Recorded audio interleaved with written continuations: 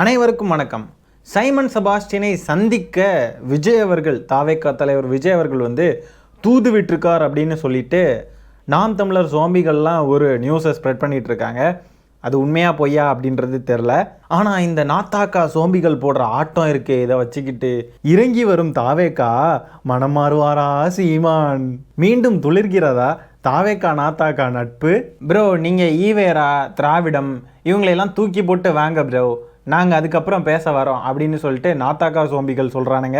இன்னொரு group of நாத்தாக்கா சோம்பிஸ் என்ன சொல்கிறாங்க அப்படின்னு பார்த்தீங்கன்னா, வேண்டாம் வேண்டாம் தலைவரே, விஜய் என்ன இருந்தாலும் துரோகியுடன் நட்பு கொள்வது அப்படின்றது ரொம்ப ரொம்ப தவறான விஷயம், ரொம்ப கவனமாக இருக்கணும் தலைவரே நீங்கள் அப்படின்னு சொல்லி ரொம்ப நல்வழியில் போயிட்டுருக்கிற சைமன் செபாஸ்டியனுக்கு அட்வைஸ் கூறும் சில நாத்தாக்கா சோம்பிகள். இன்னொரு குரூப், எங்களை பகைச்சிக்கிட்டு ஒன்னால் அரசியல் பண்ண முடியாது, டிவிகே விஜய் ஹச்கியூ அப்படின்னு போட்டு டேக் பண்ணியிருக்காங்க.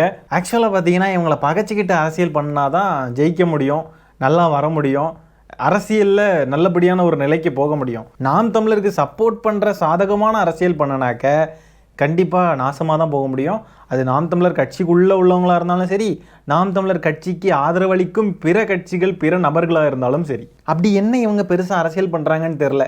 அப்புறம் ஏன் டெபாசிட்லாம் வாங்க முடியாமல் ரொம்ப கஷ்டப்பட்டு தள்ளாடிக்கிட்டு இருக்காங்கன்றது புரியல. அப்படி பெரிய அரசியல், அப்படி இவங்களை எதிர்த்து அரசியலே பண்ண முடியாது அப்படின்ற ஒரு பெரிய அப்படியே அரசியல் சூப்பர் ஸ்டார், அப்படியே தவிர்க்க முடியாத ஒரு நபர் இந்த அரசியல் களத்தில் அப்படின்னு சொன்னால் ஏன் இவங்களால டெபாசிட் கூட வாங்க முடியல?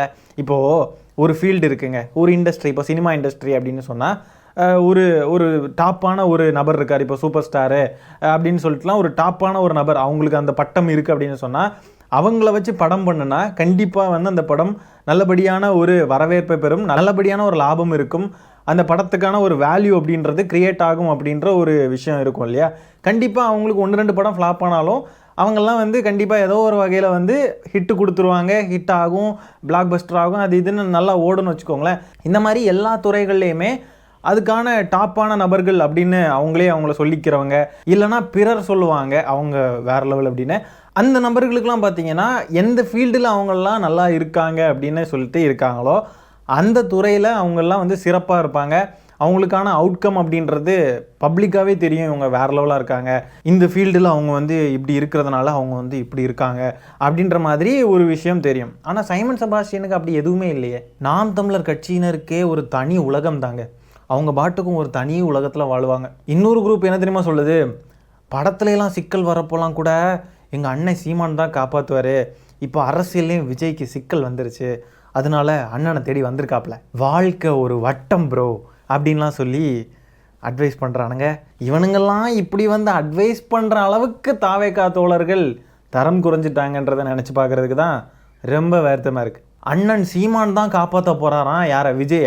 பெரியாரை தப்பாக பேசினதுக்குள்ள வழக்கு, விஜயலட்சுமி வழக்கு, இப்படி பல வழக்கு. இந்த எந்த வழக்குலேயுமே ஒருத்தனால அவனே காப்பாற்றிக்க முடியல, ஆனால் அவன் ஊரில் இருக்கிறவனெல்லாம் காப்பாற்றுவானான். நம்ம சுனிதா வில்லியம்ஸ் அவர்கள் கூட சேர்ந்து சாட்டை துரைமுருகன், சைமன் செபாஸ்டியன் எல்லாரும் பயணம் பண்ணாங்கன்றது எத்தனை பேருக்கு தெரியும்? உங்களில் பார்க்காதவங்க பார்த்துக்கோங்க. அன்னைக்கு ஒரு நாள் சுனிதா வில்லியம்ஸ் தங்கச்சி அங்கே வானத்தில் மாட்டிக்கிட்டவங்கள நானும் சாட்டை துரைமுருகன் தம்பி சாட்டை துரைமுருகனும் தான் போய் நாங்கள் காப்பாற்றி கூட்டிகிட்டு வந்தோம்.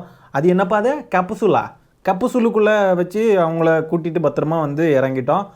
இறங்கி வரப்போ பார்த்தீங்கன்னா அப்படியே சுற்றி செல் அடிக்குது.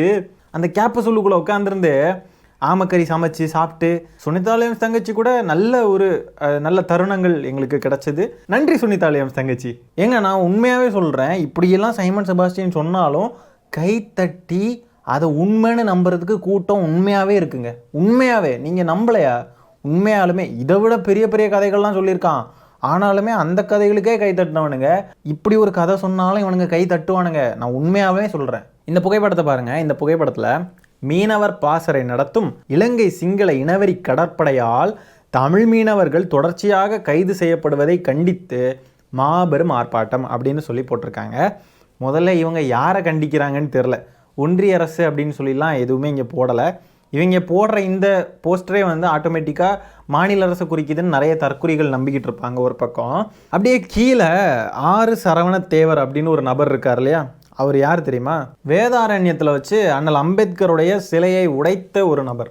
நாம் தமிழர் கட்சியுடைய பார்வையிலிருந்து பார்த்தா ஜாதி பற்று கொண்ட நபர், இல்லை குடிப்பற்று கொண்ட நபர். இந்த நபர்களுடையெல்லாம் சைமன் செபாஸ்டியன் நட்பு பாராட்டி வருகிறான் அப்படின்றது வெட்ட வெளிச்சமாக இப்போ தெரியுது. ஆனால் அம்பேத்கருடைய சிலையை உடைத்த நபர், ஆணவ கொலைகளை ஆதரிக்கிற ஜாதி வெறி பிடித்த கூட்டம், இவங்க கூட எல்லாம் நட்பு பாராட்டுறான் அப்படின்னா அவன் எப்படிப்பட்ட கேடுகட்டவனா இருப்பான்றதை புரிஞ்சுக்கோங்க. இதுக்கு தான் இவனை நம்ம சொல்கிறோம், இவன் பிஜேபி RSS உடைய அடியாளு. பார்த்தீங்களா, கொஞ்சம் கொஞ்சமாக RSS உடைய சாயம் வெளுக்குது.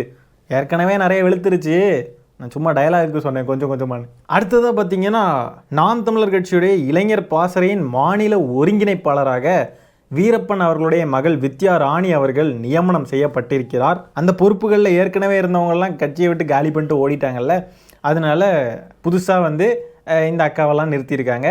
இந்த அக்கா கடைசியாக செஞ்ச சாதனை என்ன தெரியுமா? சைமன் செபாஸ்டியனை அந்த வழக்கு விசாரணைக்கு போலீஸ் ஸ்டேஷன் கூப்பிட்டுருந்தப்போ இந்த அக்கா போலீஸ் ஸ்டேஷனுக்கு போயிட்டு கதறி அழுது, எங்கள் சித்தப்பாவை விட்டுருங்க, இந்த மாதிரி ஒரு நல்ல தலைவர் கிடைக்க மாட்டார், தமிழ் இனத்துக்கே இவரை விட்டா இனிமே இல்லை, தமிழ்நாடே அழிஞ்சிரும், தமிழ் இனமே அழிஞ்சிரும் அப்படின்னு சொல்லி கதறி நாடகம் போட்ட சாதனை தான் இந்த அக்கா கடைசியாக செஞ்சது.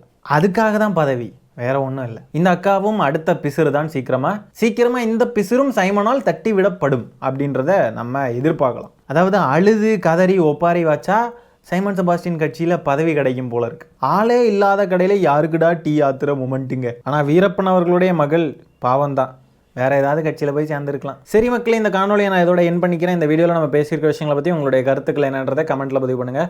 வீடியோ பிடிச்சிருந்தா ஒரு லைக்கை தட்டி விட்டு 4 பேருக்கு ஷேர் பண்ணுங்கள். முக்கியமாக நம்ம சேனலை சப்ஸ்கிரைப் பண்ணி வச்சுக்கோங்க. மீண்டும் இன்னொரு காணொலியில் சீக்கிரமாக உங்களை சந்திக்கிறேன். அது வரைக்கும் டாடா பை, டேக் கேர்.